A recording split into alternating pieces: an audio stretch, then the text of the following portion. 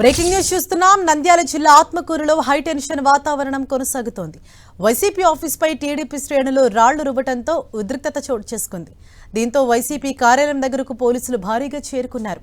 ఎలాంటి అవాంఛనీయ ఘటనలు జరగకుండా జాగ్రత్తలు తీసుకుంటున్నారు. అక్కడ నిఘా పెంచారు.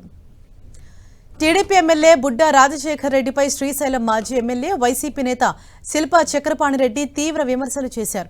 శిల్పా చక్రపాణిరెడ్డి అసభ్యకరంగా మాట్లాడారని టీడీపీ శ్రేణులు ఆగ్రహం వ్యక్తం చేశాయి. వైసీపీ ఆఫీస్పై దాడికి దిగాయి. శిల్పా చక్రపాణిరెడ్డి క్షమాపణ చెప్పాలని టీడీపీ డిమాండ్ చేసింది. ఈ విషయం తెలుసుకుని ఆత్మకూరుకు బయలుదేరుతున్న శిల్పా చక్రపాణిరెడ్డిని పోలీసులు హౌస్ అరెస్ట్ చేశారు. దీనిపై వైసీపీ శ్రేణులు అభ్యంతరం వ్యక్తం చేస్తున్నాయి.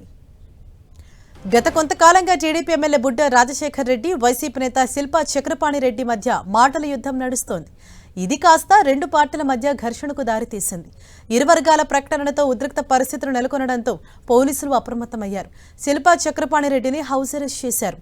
ఎలాంటి అవాంఛనీయ ఘటనలు జరగకుండా నిఘా పెంచారు. శిల్పా చక్రపాణిరెడ్డి ఇంటి దగ్గర పోలీస్ బందోబస్తు ఏర్పాటు చేశారు.